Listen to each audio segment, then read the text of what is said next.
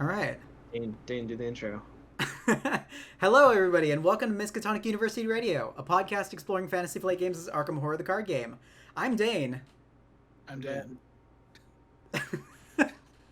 And today we have a very special guest with us for this episode of Deck Building and Dynamite. Some of you might know him as bluehg on Discord or Slack. But for everybody who doesn't, everybody just in general, please welcome Patrick Wayne. Hi, I'm Patrick, enthusiastic Arkham Horror the card game player. I was the art director for Nisei for the release of Ashes, Downfall, and Uprising. And for those of you who don't know what that is, that's the fan continuation of Netrunner. That was a game I was into for a while, did pretty decently at it. Tell us more about this Netrunner game. This sounds really cool. 45 seconds, they're already on Netrunner? So It's is this, like part of it. is this some kind of like a cybercrime, one-on-one duel of wits and cyber and also cyber wits? Like, is that the story here? Please tell me more. No, Netrunner is another Fantasy Flight Games card game that ran for several years. I think 2012 to 2018. That's correct. Yeah, did absolutely love the game. Did pretty decently at it. Won a couple of regionals, won nationals once.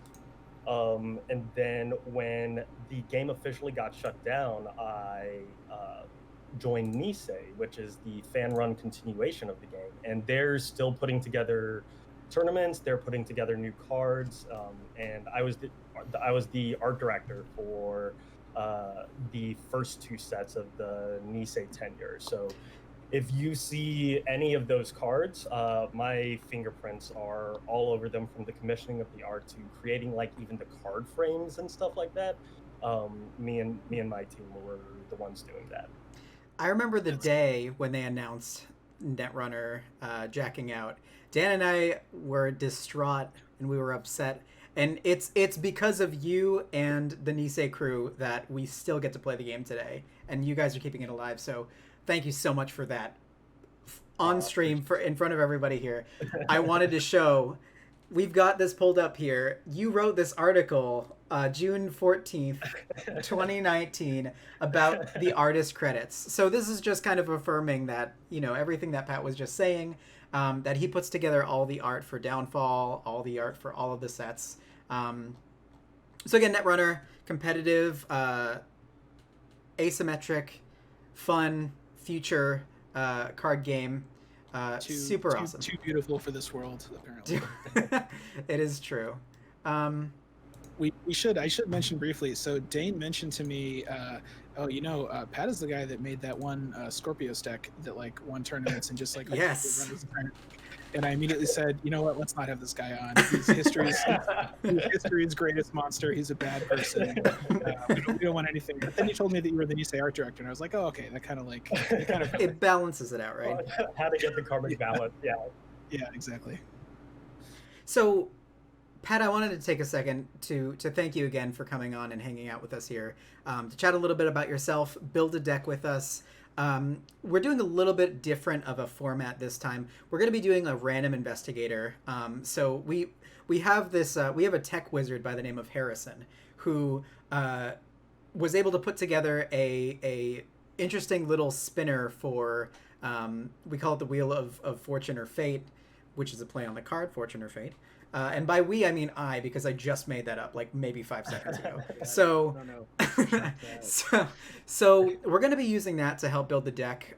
You'll be, doing the theme and everything. But before we go about doing that, you explained who you were and everything. So we do appreciate you going there. Maybe you could talk a little bit to your experience with Arkham specifically. We know about Netrunner. Netrunner kind of came before Arkham. It was in 2012. Arkham was released far after that. And Arkham was the future now, yes. 20s. Exactly. So, Pat, how did you first get into Arkham? So I first got into Arkham just from following Fantasy Flight Games itself. They announced Arkham, and I was looking to get into a co-op LCG from the ground up. I had tried Lord of the Rings LCG. Hmm. Great game. In a lot of respects, I think it does show its age in design.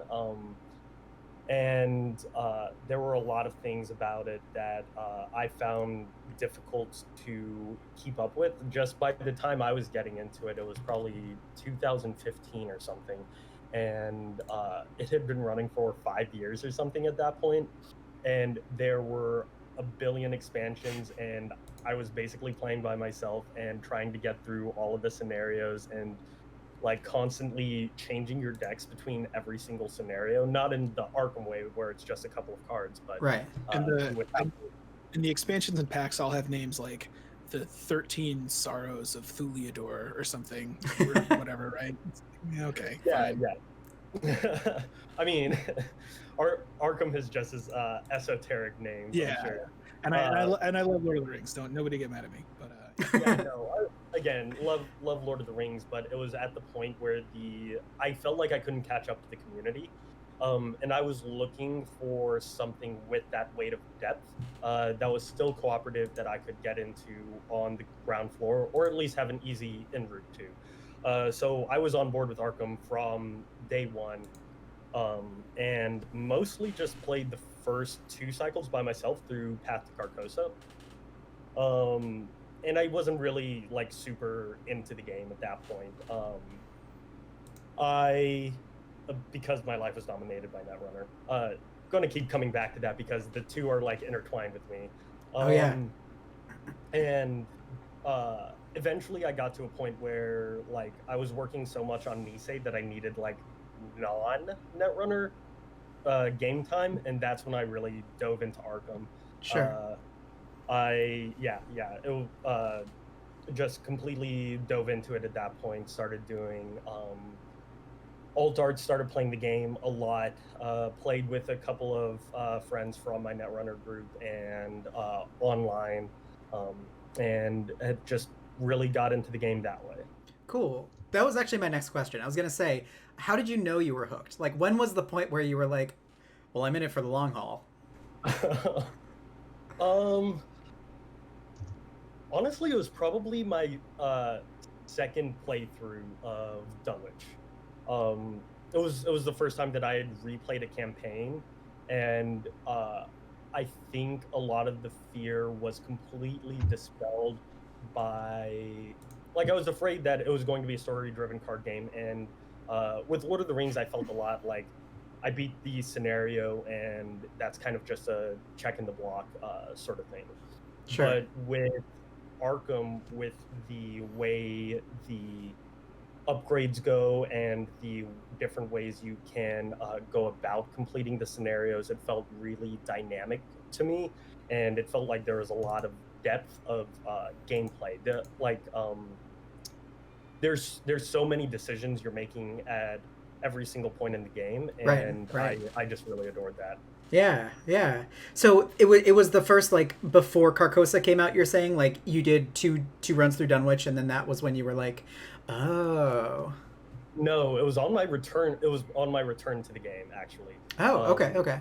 Yeah, after I stopped playing Netrunner as much, I decided to pick up Dunwich again. Like, literally, when I say that, like, I kind of bounced off of it at first. It was just I played the first 2 cycles and the core set like once each, maybe.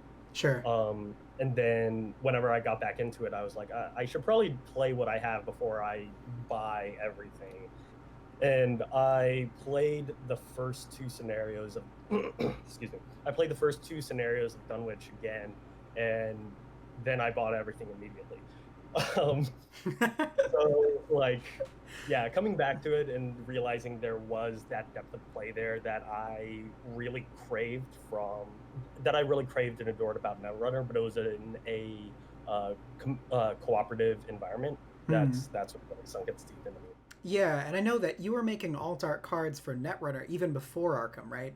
You made a pretty cool Val that I've always wanted and I was never able to find, even at Magnum Opus when we went. But you made a lot of interesting art, and kind of talking about more, how did you decide that alt arts were the thing that you wanted to be doing for Netrunner? Is that kind of like how you were exploring the game in addition to playing it as like a part of your passion for it? Yeah, that's it exactly. It was when I play any game, I always, especially like traditional games, which board games, card games, which are very tactile. I like to contribute my own content to it. And for Netrunner, that was kind of hard because, like, I started doing this with Netrunner. Netrunner, that's kind of hard because it has to be, you can't like make up cards, right? Right. No one's going to play with you in a competitive card game if you're making up cards. For sure. Yeah. So I actually saw now a good friend of mine, Kat Shen, who has for Nisei and is probably like one of the, if not the most like well-known alt artist on with regards to Netrunner. She made they made a Kate McCaffrey alt art, and as soon as I saw that go up, I was like, this is what I want to do. I've always drawn, so it like fit my skill set pretty well, but I had to learn how to draw digitally and work with like all sorts of other programs in order to figure out how to make it look really polished and professional. Fantastic. So it was only natural for you to transition into that once you were hooked with Arkham to go right over to doing all of that. Yeah, like I said, I helped make the card frames and commission all the art and stuff like that for Nisei by the time I started doing Arkham alt art, so it was a very portable skill set. And it's just my little contribution to the game, and I enjoy it. Right now, I don't know if you were planning on talking about this, but right now I have a charity drive going on my store. Absolutely. Until the 20th, for the NAACP Legal Defense Fund. Any alt arts you buy from my store, Netrunner or Arkham, all of the profits from that will go towards the NAACP Legal Defense Fund, which is a Black Lives Matter affiliate organization, which it's the premier organization in the U.S. for fighting for racial justice and equity in legal avenue. Yeah, both. I mean, incredibly important to support the artist who is designing all these fantastic cards for us and for such a wonderful cause, for everything that's going on in the U.S. right now. I did pull it up here in the stream for those who did want to check it out. We will put the link in the description. I'll throw it in here in the chat as well, just so people can get linked to it, purchase a bunch of cards, and support you. So with that said, I kind of wanted to maybe talk a little bit more about specifics of when you were designing these promos. How did you select the ones that you did? Like maybe like getting into specific cards, but like how do you kind of think about, are they just your favorite cards, or are they like specific cards that you thought might be good with an idea? A combination of I had an idea for it and crap, I need more of this card. Like, frankly, I proxy occasionally when I'm playing two-handed or something like that. But I mean, part of the appeal of playing a traditional game is having the tactile feel. So I really wanted something that was a professional project, and I saw an avenue for me to like put my to contribute to the game in some way. So magnifying glass, I was playing, I think it was like Pete with Rex or something, and I was like, dang it, I just need more magnifying glasses. So that was the very first one I made, and then from there it was basically really usable cards that you might expect people sharing a collection to need more of. Yeah, That sure. said, there is one major departure from that, and that is the tarot set, Yes. which there are 4 entries for on my store. They those were purely born out of just the idea of like, wouldn't it be cool if the tarot cards look like tarot cards? Yeah. And I mean, these are absolutely gorgeous. I mean, all of the alt arts are, but these are foil as well, so they have like that feel too. There are foil and non-foil options. The one you have pulled up here is non-holographic. Make sure Oh, okay. if you go to purchase, make sure you're reading the title block. It'll say whether it's holographic or non-holographic. I also have sets that have full art versus Yes. text. So like ones that include the actual text from the game, which is better if you aren't super familiar with the cards. And then I have the full arts, which really bring the tarot look home more. Yeah.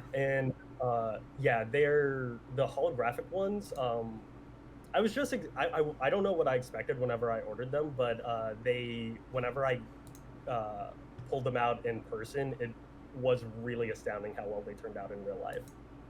They're really pretty. Yeah, I know. I actually ordered some like when I first saw them go up.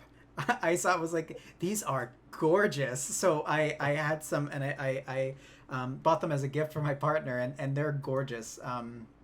We haven't played with them yet, but I'm so excited to upgrade into cards just so I can play them. Yeah, they're really cool. They have kind of like the foiling effect is like a little bit different from what you see in like Magic cards or something, but it has kind of like a different feel to it, but it looks really, really nice. Yeah, chat is asking if you recommend normal foils or the hollows. That doesn't mean anything to me, but perhaps you know what that means. Maybe in terms of quality, or is that like a type of thing you choose when you produce the cards? Oh, okay. So hollows and foils for the purposes of this conversation are the same thing. So if this person is asking whether or not I recommend holographic or non-holographic, I recommend holographic. I think it looks gorgeous in person. It is a substantial price hike, and that's purely for the printing costs. Yeah. I'm not trying to gorge anyone on this, so if the decision between holographic or non-holographic is based on donation amount or how much I'm receiving, it's the same between the two options. So I did just want to make that clear. Cool, thanks, Pat. Yeah, no, Super Sage. I hope that helps. Both Dan and I have the holographic versions, and they're gorgeous. I could not recommend them enough. I think I chose the text ones just because if I'm ever playing with somebody who's not as familiar, they might need that reference. But I might be planning on picking up a text list as well. That was a good time. Yeah, absolutely. So anybody interested, absolutely head down to Pat's shop, check it out. Get some of those. Scott from the Mythos Busters, welcome. Wow, it's great to have you here, man. One of the other things I do want to mention is that originally I had planned for, like, you'll notice the alt arts are almost all titled fan vocation kits. Yeah. The intent behind these originally was to help real life events, like pulling the community together, because a lot of times right now, or in general, Arkham players are very siloed. You kind of play with your group and that's it. And I kind of wanted to nurture more of a homegrown community for big events like Blob and Lunacy, or just like get people together and like be able to lean over and laugh at the guy who just pulled an auto fail on a min King in Yellow test. Oh no, yeah. I specifically have trauma with that. You mentioned something called real life events. I have a vague memory of that from a long time ago. I don't know. Yeah. So before times, but yeah, the before times, the fan vocation. So like that was the original idea behind the fan vocation kits, with the reality that we will not be able to play in person outside of like pods or family for a while. I did release the Fan Vocation 1 through 4 complete playsets, which is just a single playset for one person of like all of the cards in those. So that's yeah. Yeah, very cool. Yeah, these definitely check these out. They look really, really nice. One thing I did want to mention while we're on the subject of meetups, hanging out with people, Scott, who's here in the chat, and the Mythos Busters are putting on FarcomCon 2020. We'll be there Thursday and Saturday, as well as a whole bunch of other content creators. Mythos Busters themselves, great old ones. Team Covenant is going to be there. They're going to be kicking it off on Thursday. This is an event where everybody can mingle. Everybody can come to panels and check out people who are doing live plays, live streaming their episodes of podcasts, just hanging out for some good old Arkham fun. Anybody who's interested, please go sign up, hang out with us, have fun, because it's going to be a whole bunch of fun for these 4 days, starting on August 30th. We've got 15 days left I'm sorry, not August 30th, July 30th to August 2nd. So we'll be there. Come check it out. We are absolutely excited to be there. So with that said, the last question we kind of wanted to ask you before we go ahead and build a deck, is there anything that you're working on now that you might be able to hint to us and the viewers? Any secret projects that you might be able to like spill for everybody? Well, I have a couple things on the slate. I have some more Fan Vocation kits coming out, so there's going to be more alt arts in the future.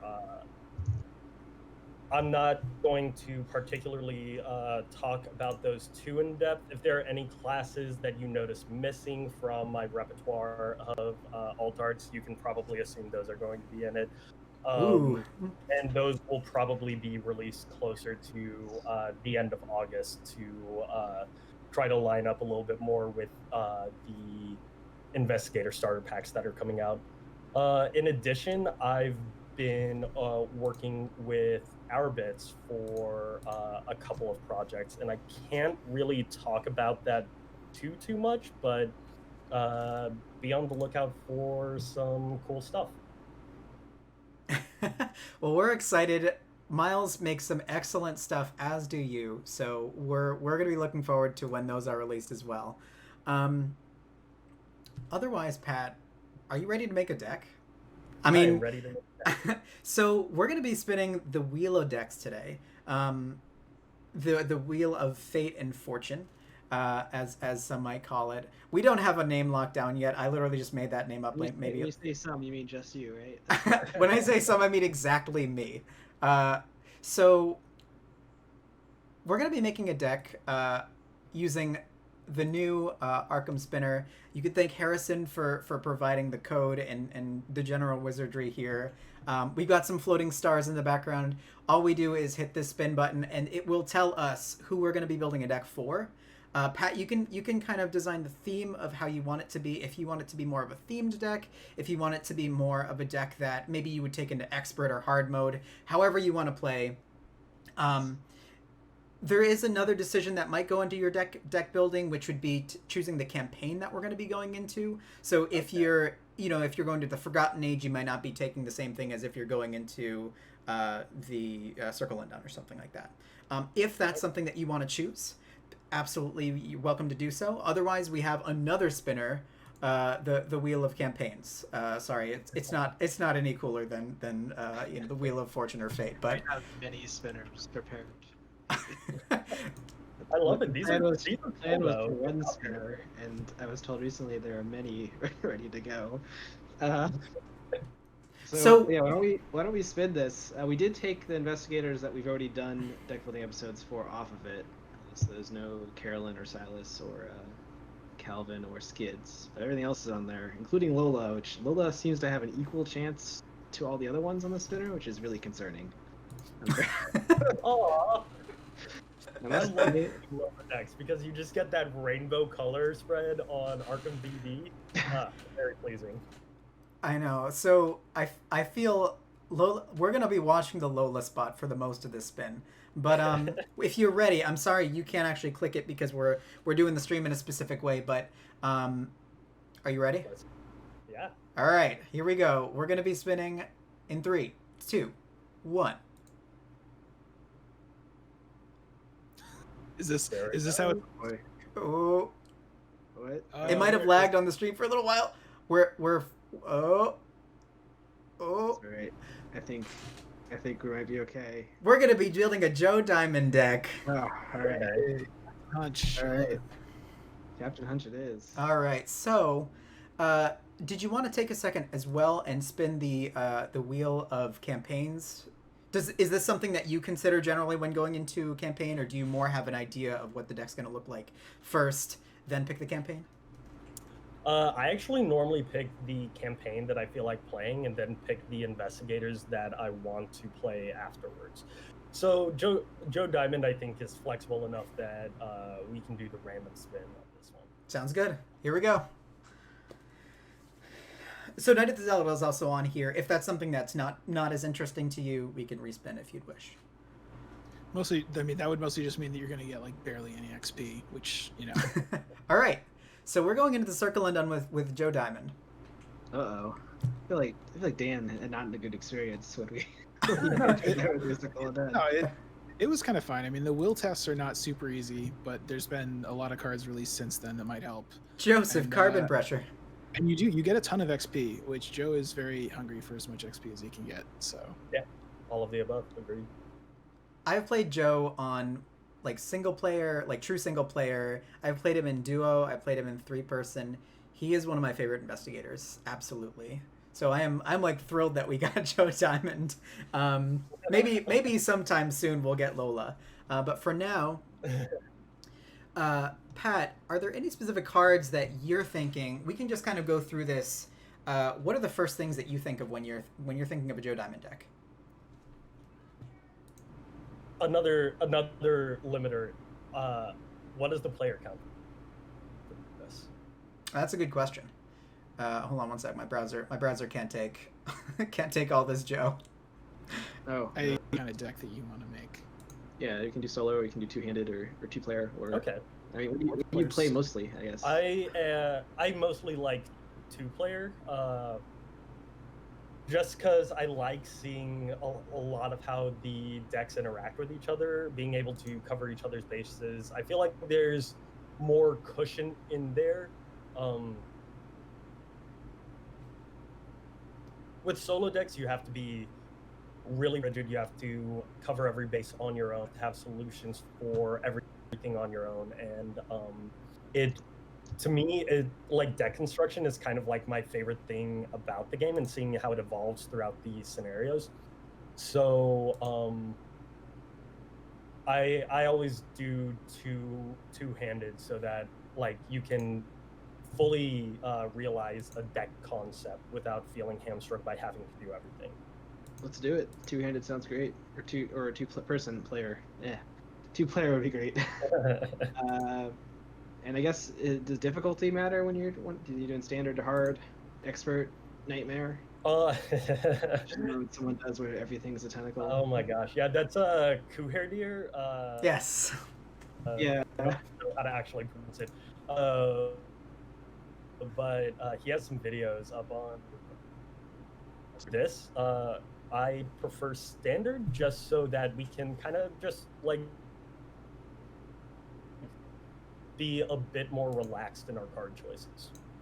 All right. See, I also have my own super cool vanity extremely hard mode, but it's there's all the tokens in the back are elder signs, but you cannot manipulate cards or tokens with your hands. You can only use your teeth and your face. So when I'm really looking for a challenge, that's the direction that I go. Not COVID friendly. Not COVID friendly. Yeah, they're my cards. You know, it's fine. It's fine. Glad I haven't been exposed to this. Oh God. Yeah, Okay. Dane, the stream appears to have been frozen. I don't know if the audio is frozen, but I'm trying to make sure. Can you guys the still hear audio's me? working. I don't know. Yeah, it's working now. Okay, I just want to make sure because my computer is chugging.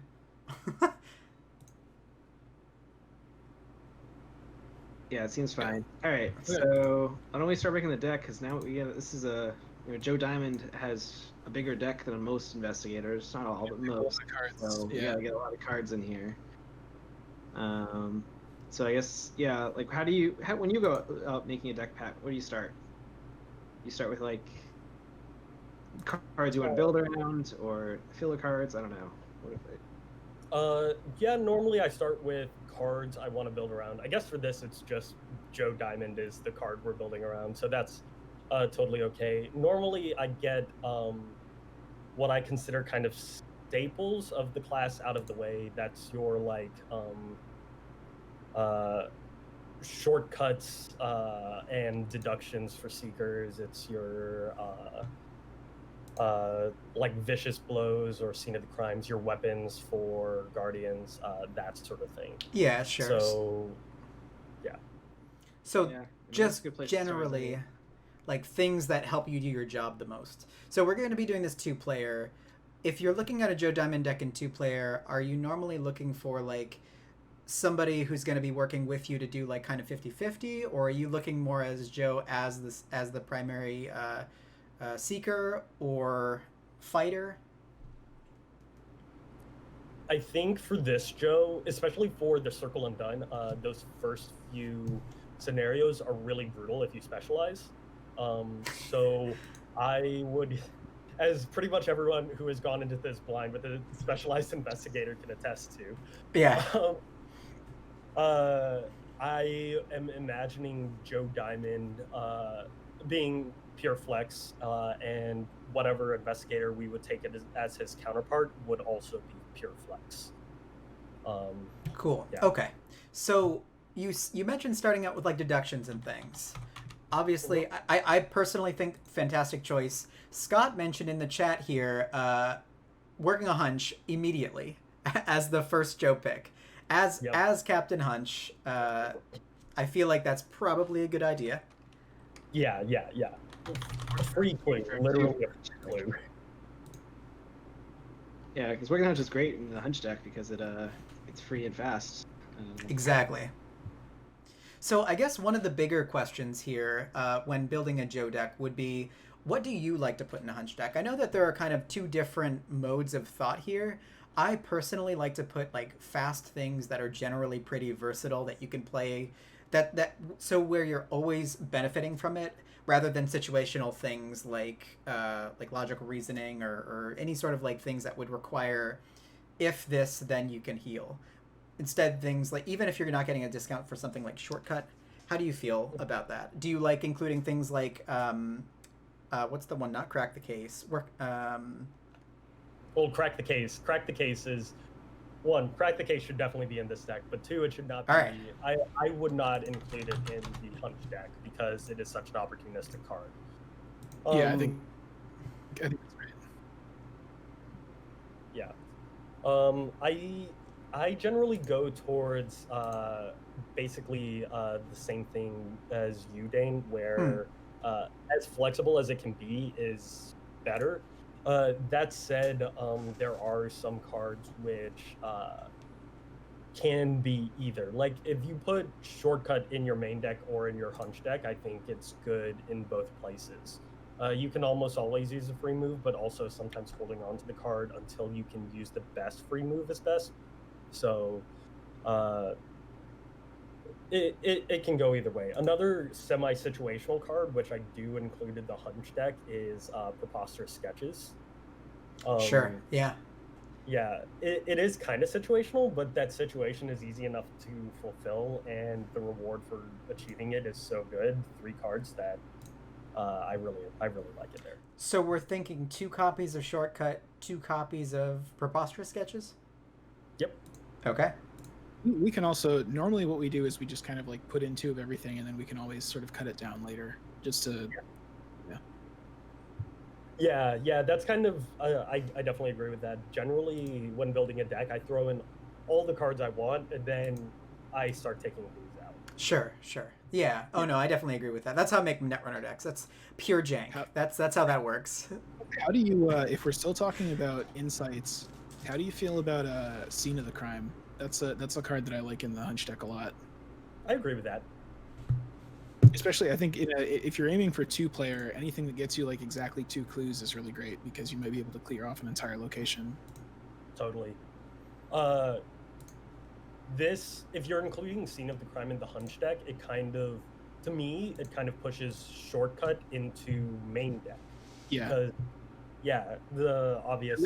At least until you get Pathfinder. Yeah. Yeah. Yeah, that makes a lot of sense. Just so you can like scoot yourself to a place that might have clues and then pick them up with Scene of the Crime. Perfect idea. And you're gonna do it if you're engaged with an enemy too. So. That's true. Yeah, unlike Pathfinder. So the one thing, the card that I was thinking of earlier, Crack the Case is fantastic, but this is kind of like, I always thought Connect the Dots and Crack the Case kind of came out at the same time, or relatively, within the same time frame of each other. Connect the Dots is kind of like you connect the dots, then you crack the case, which I thought was kind of a neat lead into each other. How do you feel about Connect the Dots? I've never really used it too much. It's kind of pretty expensive for the price that you could pay for like a Fingerprint kit or a Dr. Milan Christopher. What are your thoughts on that in like a Joe deck where you can utilize it in the Hunch deck? That's kind of how I feel too. It's definitely better in 2-player than in single player because, like Dan said, it's a 2-clue event. Yeah. But it is situational enough that it never feels reliable in the Hunch deck. Sure. But like you said, Dane, I haven't really played it too much, so your guess is as good as mine. Yeah. I would also think that in the more, if you have like a 4-player group, people might kind of like fan out, explore a lot of locations. There's like a higher chance that you have a location with lower shroud you can get 2 clues at. With 2 players, you might be like working together. I feel like it might be less likely that you have a second location with clues that you can use it on. Yeah, for sure. So would you prefer to put like 1 or 2 in or leave it out for now? I'm leaning towards leaving it out for the time being. Let's leave it out. Okay. So what's another? So let's kind of. Do you want to go into some assets maybe, and we'll come back to the Hunch deck? Yeah. So one asset that immediately came to mind when I saw the combination of the Circle Undone and Joe is handcuffs. Handcuffs. Get those cultists out of here. I know. Yeah, well, you can, because there are those treacheries that you can discard if you have an invaded witch at your location. Joe For sure. has low will and has trouble getting rid of those, right? That's so true. Handcuff a witch and bring her around with you. We did a playthrough of all Guardians in the Circle Undone, and we all did handcuffs, and man, that was an experience. How'd it turn out? We were pretty down on the handcuffs before then, but then we arrested all the cultists, like in the 5th scenario or whatever it is. Oh man, in For the Greater Good, spoilers if anybody hasn't seen it. It completely destroys that scenario. Just handcuffs alone. You don't even need guns. You just bust down the. We had like just feds coming in. We had like beat cops and just the whole squad there, arresting all the cultists and everything. It was fantastic. But so for this, I mean, you get a lot of use out of this because there's all those cultists, especially in like Echoes of the Past, where we're going to be trying to like race against time to stop them from eating all the clues and getting doom. This like completely circumvents that, right? Yeah. One thing I'm really curious about. So I think when you build for characters like Joe, or also Roland has this issue where they're a guardian that's going to be both fighting and getting clues. Feels like hand slots are really precious, right? You have clue getting things like magnifying glass that you might want to play. You also have weapons. So what are you thinking about in terms of like balancing that? Like what sort of hand slot assets are you going to pick to try to get the most out of those two hand slots? Yeah, no, that's a really good question. Especially if you expect Joe to be doing a lot of fighting, generally the magic number is at least 4 weapons, right? Right. Yeah, I'd say so.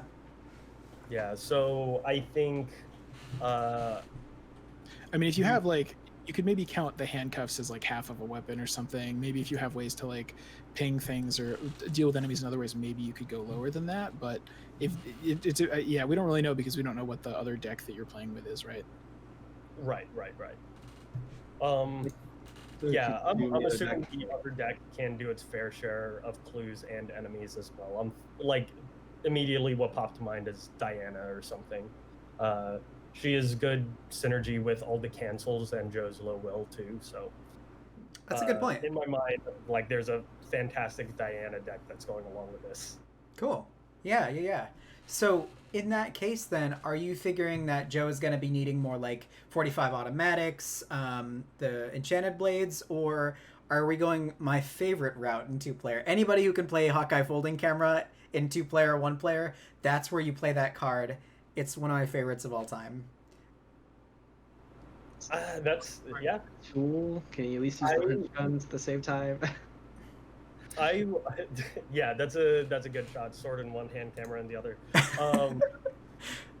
The Hawkeye folding camera, I do love it. However, I always lean towards Hawkeye folding camera if it's someone who can make use of the will. And I don't think Joe, like you're just going to be eating it the whole time with will treachery. So if he has double cameras, then he'll at least have like a 4 will, so maybe he can actually pass will tests. I don't know. Maybe. Yeah. Or and if he gets the cameras fully loaded, he'll get 2 extra sanity too. So when he fails the will test. It's kind of the thing. I mean, Ben's been making great use of the folding cameras in his Luke deck for our playthrough of Dreamlands, which is cool. But I really think that the key fact there is that, Luke is mostly looking for the will, which is the first thing that you get with one piece of evidence, right? Yeah. And obviously Joe can use the will occasionally, but I just feel like, you compare it to something like magnifying glass, which just immediately helps you get clues without having to deal with any kind of like hoops you have to jump through. It's hard to spend one of those precious hand slots on a camera to me. And just the tempo of magnifying glass is a lot better too. That is true. That is true. One less cost. It doesn't take time to charge up. Absolutely. Yeah, I agree with that. You don't get to put like 10 resource tokens on it by the end of the game. I mean, you could. There's just nothing there's no rule in the game that said you can't put random resource tokens on things. Yeah. Scott actually makes a good point. Hawkeye is super useful in TCU. I've been playing Norman through the Circle Undone, and he's got 2 Hawkeyes going, and man, he just feels like this, like, I have a Mind's Eye deck for Norman, and it is absolutely bonkers cool. So yeah. I love Hawkeye folding camera, but I can respect, especially because Joe's not going to be having maybe a lot of resources too. If he's going to be playing guns as well, he's going to want to focus on the fact that, well, he's going to be putting out a gun. Magnifying glass seems like the perfect counterpart to that. Cheap, fast to get out. So we'll throw in 2 magnifying glasses. That sounds good. How do you feel about fingerprint kits? Again, it's a little heavy. I like fingerprint kit. I think I lean towards fingerprint kit if this were a Joe deck, that would be the only seeker in a 4-player game or something. Maybe I go for fingerprint kit to get that clue density. Fingerprint kitting plus a deduction, something like that, feels fantastic. Yeah, sure. But I'm thinking I'm leaning away. We can put it in there just to, and then we can whittle it down later if we want. Sure, we'll put in 1 kind of as a placeholder. How are we feeling about like weapons and things? Yeah, I'm gonna propose. Why don't we lightning round pick, like what the weapons you're gonna put in and the tools you're gonna fit in, and we'll discuss them after that. And we'll get rid of them. Which guns? Which swords? Go. Standard Guardian package for me is at level 0 is definitely 45 automatic and enchanted blade. We're in the same spot. Standard. Yep. Before it, the legendary machete, but unfortunately due to taboo, no longer. Yeah. I think the only thing that would change, there's been a lot of discussion about machete on the taboo list, whether or not, like, what would happen if it came off? Would it be an interesting choice between enchanted blade and machete? And I think what would happen is that you wouldn't have a choice between Enchanted Blade and Machete. You would just run both. Yeah, seems That's probably smart. true.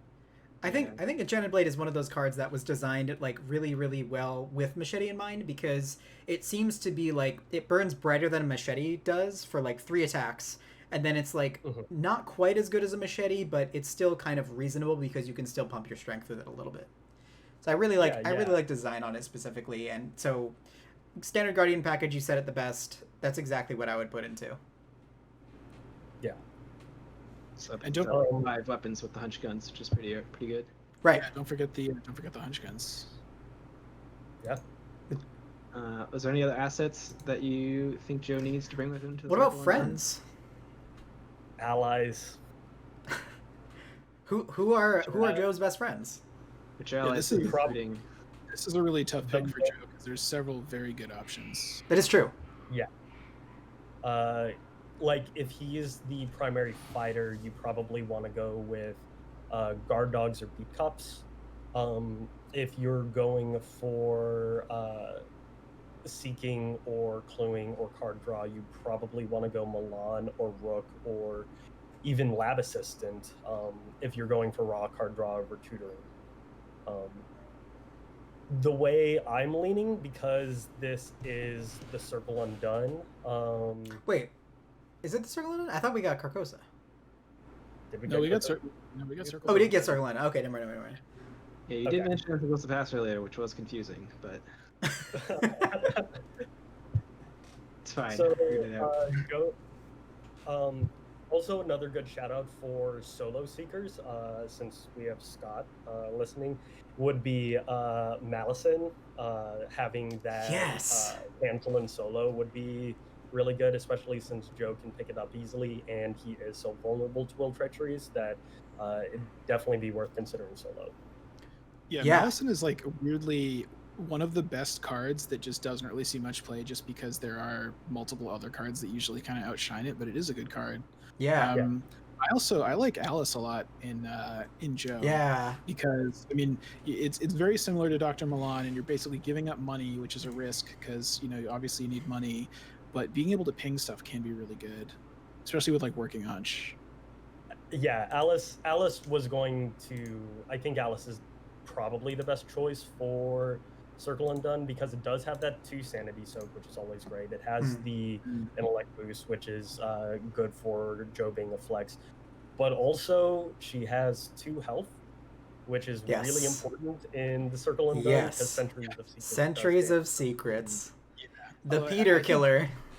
we were talking about this the other day. I feel like each of the last 3 campaigns has had some card that is kind of designed to nuke your allies. I guess Centuries of Secrets happens to be one that you can defend against by just having allies that have at least 2 health. So All right, so Yeah, we so got We're in there. What else do we need? Joe and Do we need Alice. a goat? Do we need dogs? Do we need Do you typically do like two allies in a list? Generally speaking, I'll do like just one unless I'm doing like crazy like Leo Anderson shenanigans or something like that. Usually I just have like that one slot.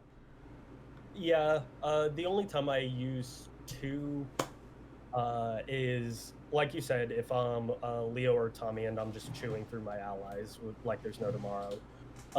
Or if, I guess there's 3 cases. The second is if I'm planning on upgrading into Charisma like first thing and the 2 allies I want are level 0, might as well just, like, this happens a lot with Mystics. Like, maybe they want Arcane Initiate and David Renfield or Olive McBride, something like that. Yeah, sure. Yeah. And the other time that I take more than one ally is if they're designed to be like one and done soak sort of transient allies. Like there are Roland decks that use Art Student and laboratory assistant to great effect, and those are allies you expect to die. So playing 4 there is fine. But I think in this deck, one unique ally that you kind of want to keep on board at all times, 1 is probably fine. Cool. So we're at 23 cards. We got some good events. We've got his hunch deck pretty much well spoken for, but we're probably going to want to put a couple more in there. how do you feel about balancing skills to assets to events? So we're definitely going to end up cutting this deck down. We have 23 cards, and so we have quite a ways to go, actually. Yeah. Yeah. Skills, they're my favorite card type. I love the improvisational nature of them. And since we're talking about skills, one thing you kind of shout out as spectacular in Joe is the practice makes perfect package. Yes, that's my favorite. Yeah, deduction, overpower, perception, vicious blow, take the initiative. Wait, is take the initiative one? It is. Okay. So he can play a lot of, honestly, the best practice cards right now. So yeah, definitely really like that. So let's talk much about practice makes perfect, but this is a card that searches your deck for another practice card, right? And yeah, let me throw it up here. If you can, and then you get to keep it, right? And then you do if you pass. Yeah. So let's throw it up here. You get 2 uses out. You get to search for a card from your deck. If you Mandy, you get to, and then commit to the test, and then you get to keep it to use it again. So it's like really efficient. Yeah, it's fantastic. With this, also you don't feel the sting of not having fingerprint kits as much, because you can get potentially twice as many uses out of your deductions. Exactly. Yeah. It's truly like, as soon as this card came out, we were kind of talking about it, like maybe not having enough practice cards, or not really a lot of investigators having the option for it. But as soon as my mind hit Joe, I was like, oh my god, he's got vicious blows and deductions and perceptions and overpowers. It's crazy the amount of like versatility it gives him. Bouncing it back to your hand is super great. So for now, we'll probably just put the whole package in there. We'll put 2 overpowers, 2 perceptions, 2 deductions, 2 vicious blows. How do you feel about 2 take the initiatives in 2-player? Would you want 2 or 1? 2-player. It's yeah, probably 2 copies. I mean, take the initiative is something that I would maybe consider in comparison with Inquiring Minds, just because those are both things that give you 3 wild symbols, but they're kind of conditional on when you're allowed to use them. Yeah. Yeah. Yeah. Although I guess Inquiring Minds is maybe not practiced. I'm not sure. Inquiring Mind is not, no. Okay. It is innate, and Silas can use it. Yeah.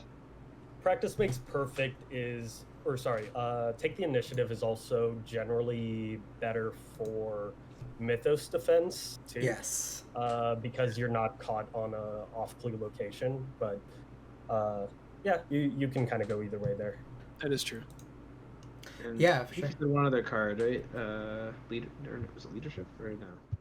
Yeah, so leadership is actually another card that recently got above it. It got a level 2 version relatively recently, I believe, which is actually it's pretty relevant in Circle Undone. Will tests are so important in Circle Undone, and for Joe it's a little bit of a deficit. But if you're with somebody like Diana, I believe the upgraded leadership you'd be looking at gives you like 3.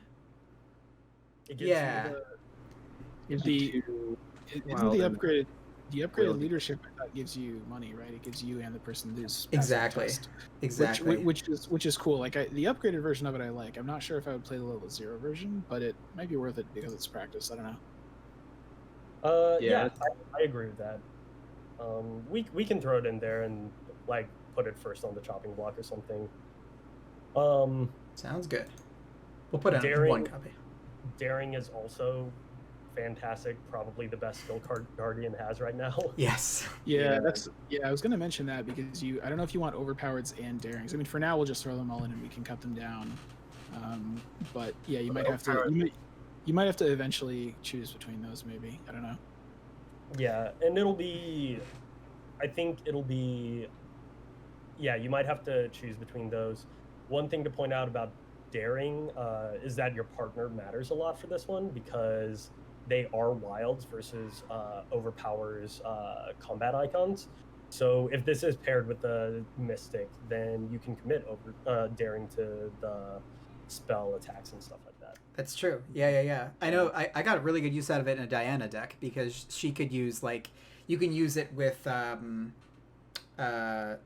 blade, the spectral blade. You could use it with anything. So it does double duty there.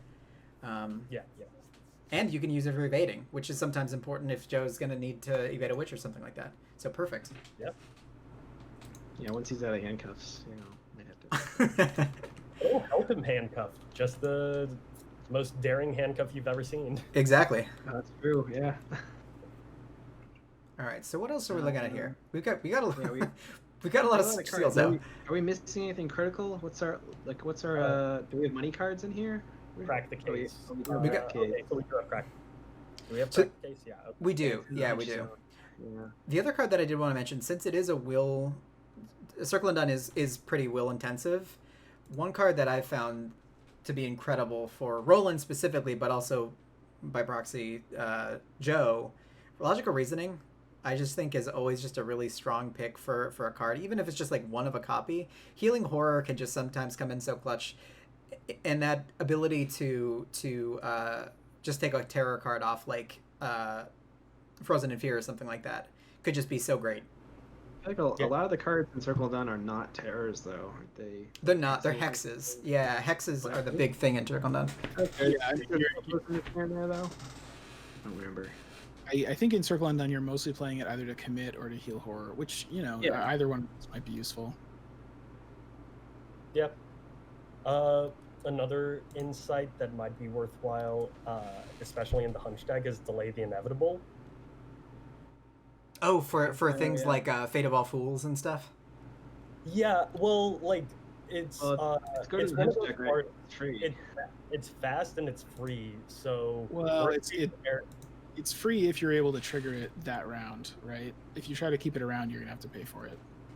Yeah. So, I think what you do, like how I play Delay the Inevitable in Joe, is that I always play it when it shows up. Worst case scenario, it just dies without doing anything, and now my Hunch deck is full of better cards. Best case that's a good point. scenario, it saves you damage or horror that you wouldn't have expected otherwise.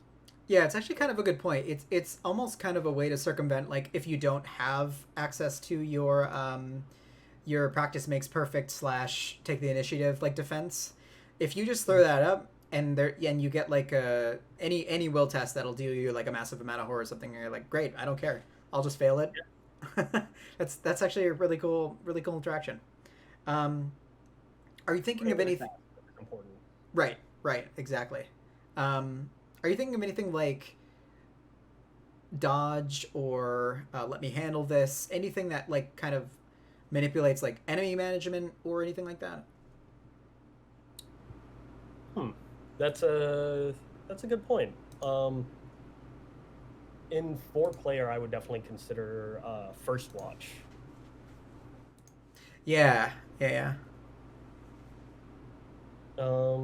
I like let me handle this a lot in higher player accounts. I think in 2-player it really depends on what your partner is and what the encounter deck is expected to look like, because it might not be useful enough, or it might be kind of good, but without knowing more, it's really hard to say. We're partnering him with Diana, who's also going to be hybridy, so she'll be able to cancel anything too scary, probably, and also hopefully be able to deal with an enemy.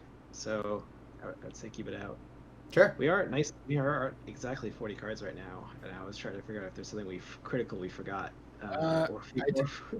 So I did want to mention No Stone Unturned. I mean, mostly it's the upgraded version that's really good because it's fast. The level 0 version obviously is not fast, so it's not quite as good, but it still might be worth. Like, if it was me, I would at least consider replacing the Delay the Inevitables with those. But I could see the argument for going 1-1 or keeping the delays. It's kind of good either way. Yeah, they're both cards that I don't think you're ever sad to see pop up on your Hunch deck. Yeah, but you're also not maybe like overjoyed compared to like a working Hunch or something. You know? Right. Completely agree. So we can toss those in there and figure it out from there. So one asset I actually completely forgot about that might be reasonable was good old Hallowed Mirror.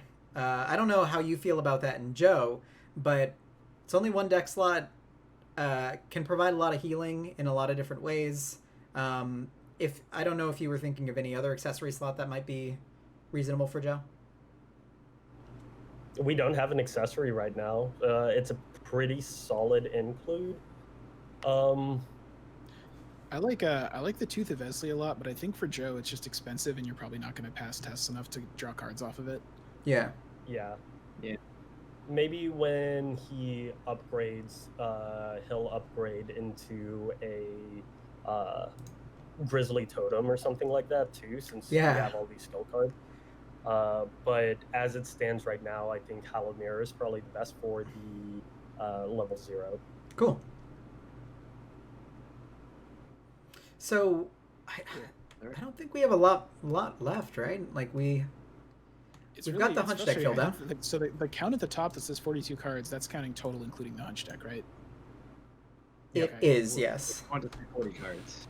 So we want right. So we have but yeah, is there anything that Unexpected Courage worth thinking about at all? Yeah, it is. It's always worth thinking about. As we're thinking about it, we do have a lot of other skills already, some of which are already multiple question marks. So I don't know if we need courage. Yeah, I mean, I think both ways of tackling it are valid. Unexpected Courage is always good, but we have enough skills. Maybe we don't need it. And the only other thing that I would mention is, so are we happy with? I mean, I guess. Are we happy with just the 2 crack the cases, or are you thinking about like emergency cash at all, or anything else that gives money?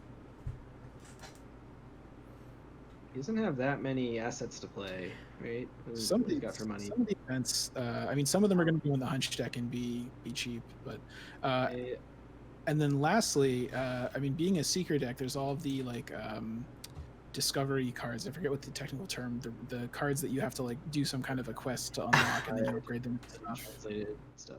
Yeah, those. I was gonna say. I would be remiss in my Misconduct Universe Radio duties if I were to not talk about the Strange Solution. It is really strong, Joe, because he's running stuff to boost his combat anyway. No hands, go blast away, no hand slots. Yeah, that's a really good point. Thinking about the endgame weapon is important for Joe too. If you're planning on going Time Worn Brand, you can probably dispense with it. But if you're going Acidic Kicker, then yeah, obviously you have to take the Strange Solution. Yeah. So how do you feel about that? Do you want to pick out Strange Solution, or I saw actually Team Covenant did a really cool playthrough with a Joe deck where he took the archaic glyphs that were the dodge variant, where you investigate, and after you investigate successfully, you immediately dodge something at your location too. So that worked pretty well for them. Is a pretty bog standard sort of deck, like just a lot of good stuff. Right. If you go into this with like the idea that I want to do something funky with like ancient stones or something, or archaic glyphs, that's totally valid too. I don't know. What do you guys think? What is your end game weapon vision for this, Joe? We always vote Melted Orange, so that's why we're putting it out. So the one time that I played a Joe deck through a full campaign, I had the Acidic Kicker and Fingerprint kits, and the synergy I was trying to take advantage of was the level 3 caches that can reload either of those. I think it was kind of a mix. It was like it's a lot of moving parts, and the Fingerprint kits are still a little bit clunky. But the Acidic Kicker, the Melteroni, is really great. I think if it was me, I would lean in that direction just because anything that frees up hand slots to put in magnifying glasses and other things is just so huge for you. But I can see it the other way too. Especially like if you want to be able to hit the ground running in scenario 1, Melteroni costs a lot of XP to upgrade, right? And you have to do the actual test. So Yeah, but this is also the Circle and Done, so we have XP to spare. So it's true. Yeah, Strange Solution seems good to me. Let's get it in there. I guess because you have so much competition in your hand slots, you could consider Bandolier, but I don't know. Listen, So- Ben. You have too many cards in this deck already, Ben. But we were at 40 and you guys started adding cards. Now I don't get to. We were adding Yeah, cards. Alright, fine. The whatever. idea of cards have been whittling down. I'm okay. Alright. Do we have cards, but Eureka is also like a standard seeker skill. I've What do you liked guys think? Eureka a lot. I'm not a fan of it outside Mandy, but maybe I'm missing something. Maybe it has qualities that I'm not seeing. Yeah, it's basically just like a slightly better card draw. But since Joe is going to be flexing, doing something, and he's not going to be passing any will or agility tests, so the only thing you could commit this to is an investigate. Maybe it's better. just That's to the take thing, right? Because it basically is going to replace itself on an investigate and give you one symbol. That's like not quite enough for a card. Yeah. In my opinion. I would say, like, if you were running the totems, then this would be a great include, just because you do get the double bonus from that. But maybe not so much without it. Yeah, I agree with that. Cool. Alright. So are we finally at the trim phase? Yeah, I don't know if we want to read everything out for listeners, or if we just want to trim it and then read it. I'm kind of leaning towards the latter. I think we should, for the benefit of people listening later who can't see the deck, I think we should quickly read through all the cards. We don't have to read the numbers. We can just assume it's like 2 of everything. But just really quickly, let's read the full list. All right, so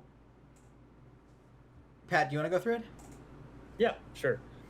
So we've got 15 assets, 45 automatic, fingerprint kit, magnifying glass, his signature, Detective Colt 1911s, Hello Mirror, Alice Lexley, Enchanted Blade, Handcuffs, Strange Solution.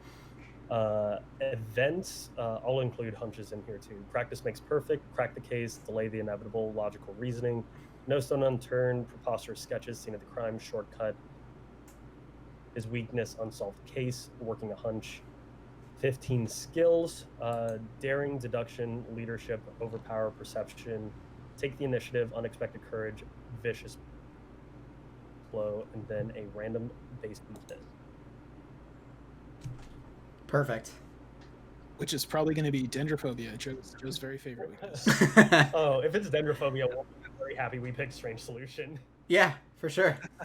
Oh my god, the best counter in the game. Dendrophobia is going to be a real card soon, too, not just a beta card. I know. It is true.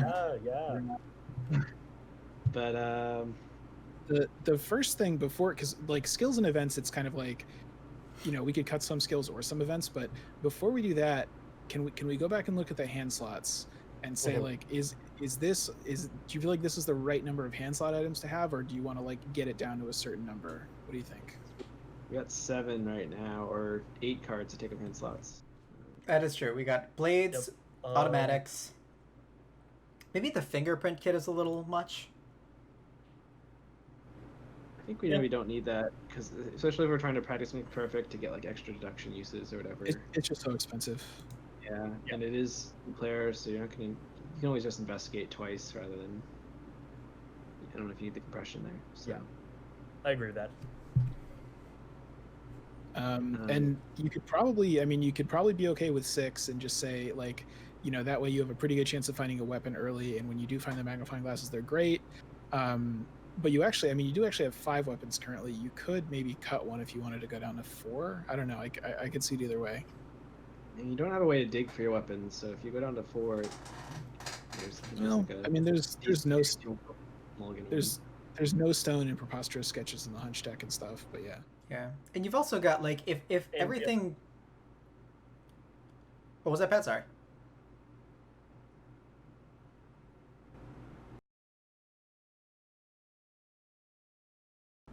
So when Dane's computer shuttered and collapsed, unfortunately we lost the deck, but we can put it back together really fast. So that's what we're trying to do now. Yeah. So I'm just making sure that we have everything. Luckily we read it out. Exactly. So viewers, Go back to the tape. And Harrison has a screenshot, so that might help Oh, too. We did do this. Oh, already. cool. Perfect. Yeah, it's very low res, but it might help. I saw. Okay, I thought you were skipping over leadership. That was probably going to be my next guy. I'm excited to try the level 2 one. I think the level 2 one for poor decks that really need money in a campaign with 1 million will tests, I think is a pretty cool idea. Yeah. Oh yeah. For Yeah. Sure.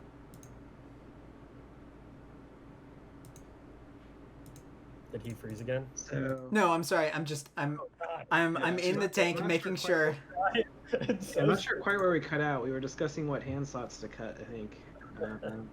Oh yeah, that's right. So we need hand Yeah. slots.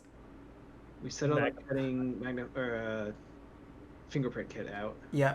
Yeah, and Pat made a really good point, which was that we should, if he was going to cut one of the weapons, he said let's cut one of the 45s, or because the enchanted blade is really good for killing ghosts in Circle Undone. Particularly in its Wages of Sin has the ones that you just literally can't permanently kill without the little Geist dudes are like in multiple scenarios where they just become like a haunt after they die, but the spectral dudes that like just you can't kill at all without a magical thing are Yes. Wages of Sin. What else am I missing here? So you need the cantrips, overpower, perception, Oh, that's right. That's right. courage. Thank you. I think that Courage, overpower, perception. And we're back at 45. Perfect. Okay. And then speaking of 45, so that right when you disconnected, we said we were going to cut one of those, I think. That's right. That's right. I was actually I was just about to say, since we have the security of Practice Makes Perfect, where you can actually just pull out a vicious blow if you absolutely need to, Sure. or like an overpower or something like that, that might alleviate some of the stress of not finding a weapon like super, super early on. Yeah. I mean, that's pocket case, but like if you really need to. And then so we need at least 10 hunches, right? And we have a little bit more than that. Are there any of those that are worth cutting, or are they all like decent enough? Because you don't. The thing about Joe that I often forget is you can make your hunch deck at the beginning of each scenario, right? You can have like more than 10 hunches, and you can choose which ones. I don't know if that's super. I don't know how often that really matters, but you technically can't do it. Yeah. Also, something to consider is that of those lots of hunches we have, 4 of them, because Arkham DV does not separate out the hunches you want to do them. Crack the Case and Shortcut are probably in our main deck and not in our hunch deck. Yeah. I was gonna say the same thing maybe about logical reasoning too, just because it's more situational. You might even just use it as a guts if you need to from time to time. all of those could be. Oh no, we need to keep at least one card in that hunch deck because we only have one copy of that no stone. So suppose you were to cut like 1 delay and 1 logical reasoning, then you'd be down to 14 hunches. And then if you pull out the crack the cases and the shortcuts, I guess then you still have a logical reasoning in there. So maybe you want to, I don't know. I'm not sure exactly how this works. I think there might be a lot of repetition with like things that used to defend. Like Pat has delay the inevitables and take the initiatives for kind of those reasons, taking the initiatives being a really good mythos card. So maybe like the logical reasonings are a little bit over and overkill, and we might be able to like drop 1 delay, 1 logical reasoning like you were saying, Dan, or maybe just drop like all of the logical reasonings or all of the delay the inevitables, one of the take the initiatives. Like maybe something in there could give a little bit. Yeah, I think I agree with that. So we have to cut. So we have to cut a total of 4 cards. a total of 4 cards. So maybe Crack the Case are not going in the hunch deck. Yeah. And we can only cut one of those cards. Yeah. Okay. Because it has to be 11 cards. The hunch deck. That's, Okay. so maybe just cut a logical reasoning. I mean, yeah, to me, like either a logical reasoning or a delay look like the most obvious candidates. I'd probably Totally. vote one of the logical reasonings off the island. Seems fine. Off Joe Island. And the other one's still in the hunch deck. I guess that's fine. Yeah, well, I mean, you could. stuff, I don't know if we want to add more stuff, but you could put in another no stone and then pull out the logical reasoning out of the hunch deck. Yeah. Sure. Yeah. Let's go for it. More search also, like eliminating redundancy and getting I search. think there's some low hanging fruit in the skills. Like, oh no, I wasn't saying pull it out entirely. Oh, we could. If you don't think we need it, we don't really need it. Get it out of here. I think MUR will probably do the job fine, along with. That is true. That's a good point. Yeah. Especially with the no stone unturned, right? You can just you can pull it out. Yeah. Right, Yeah. so why don't we just cut 3 skill cards then? And Can we take these unexpected courages out? As much as I've loved them from the core set, basically until like. What do you hate about Hobbits? Why are you so racist? Man, That's the worst. we've got even better. We've got take the initiatives, which are like. I think Unexpected Courage has gone all the way around from being like probably a ubiquitous card to like people sleep on it now and underrate it. But I don't think it's bad. With this particular deck, maybe you don't need it quite as much. I mean, maybe just to one copy. Yeah, you can cut them both. We have so many skill cards. Whatever Pat wants to do. Yeah.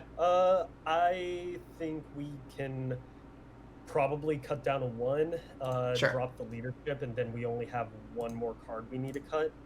And we'll see if Unexpected Courage is the last of those cuts. I mean, everything else looks pretty solid. How do you feel like super? Looking at, yeah. Yeah, is that I like it as a one of, honestly, in most cases, because sometimes you'll like take it out for like a Pathfinder or something like that anyway. How are you feeling about having 2 copies of that? Yeah, like we said, we have the cantrip skills, we have logical reasoning, we have preposterous sketches. We'll probably be able to find our one of just fine, and you only need 1 to like secure yourself against those hexes. So That's right. the That's right. Because it is. I mean, the thing is, because it only has an agility icon on it, it's going to be very dead if you don't actually need to play it. And also, so I'm trying to remember what are the circle undone scenarios where you really would want handcuffs. I think they might be late enough that by then you can probably have at least like 1 upgraded no stone unturned, and then even if you only have 1 copy of handcuffs, you can just tutor for it if you really need it. Right. Yeah. Right. Yeah. So let's do that then. We'll do 1 handcuffs. I mean, this is like a Joe deck that I just want to play. pretty much anywhere, in any case. A lot of the limiters for like making it a 2 or solo run are not there. Like things that are like Hawkeye Folding Camera, for example, is something that I would only consider for 1 or 2 player. Fingerprint Kit might be only for 4 or 3 player. Again, like you said, Pat, in more of a Joe's the only seeker on the team or the primary seeker kind of a thing. Yeah. so before we finalize this, we are talking about Circle Undone. I'm trying to remember how much evasion is like needed in Circle Undone, and if between Joe and our perfect Diana deck that we're partnered with, if we'll have that necessary evasion without. You do have the darings for that, which will help. Ooh, that's true. It only puts it on like a 5, but we're playing standard. That's probably fine. Yeah. The the darings will be good. You do. I mean, I'm thinking about Wages of Sin a lot because I just played it, but being able to, well, maybe it's not as necessary in 2-player, but in higher player counts, being able to evade one of the big heretics is really nice. But you can, I mean, you're doing enough stuff. I almost feel like you can kind of just count on your partner to be able to hopefully do evasions because you're doing like everything else. Yeah, right? Diana's got dodges all day long. She's gonna be able to cancel damage, delay the all that kind of stuff. Dodge evade assets too if you really need. Yeah. It's just we can assume Diana will handle any critical evasions. Or if she doesn't, we'll be like, well, I don't know. I got guns. Yeah, because you can't do absolutely everything, right? At least you can't like put cards in your deck to try to handle everything. You have to like sacrifice some stuff. Yeah. All right. So unless you want to play and have fun, you know. I know. Hey, we have that 1 unexpected courage for that 1 evade. Right. So, No, and the second one is like diminishing returns because you can only commit 1 to a test. So That is true. Yeah. Yeah, this looks really good. I think this looks very solid. Perfect. That's our safety check, I guess. Is this deck doing what we want to do? I think it's looking good. I think yes. it's All right, why fighting, don't we... it's practicing everything. I love practice, Joe. So let's if we're all happy with it, and it sounds like we are, we should read the final list, and then we should make sure to remember to upload this to ArkhamDB and like put the link in the episode description and stuff so people can see it. Well, Dan, we can't post the final list yet. We're missing one card. What's that, Dane? Dane wants to use another spinner. The basic weakness. Like, I appreciate Harrison made all these cool spinners, but ArkhamDB has a button for this already. Shh. This is way cooler. I don't know. Better. I We have to declare the final deck before we can pick the random basic weakness as per the rules. But this is the final list.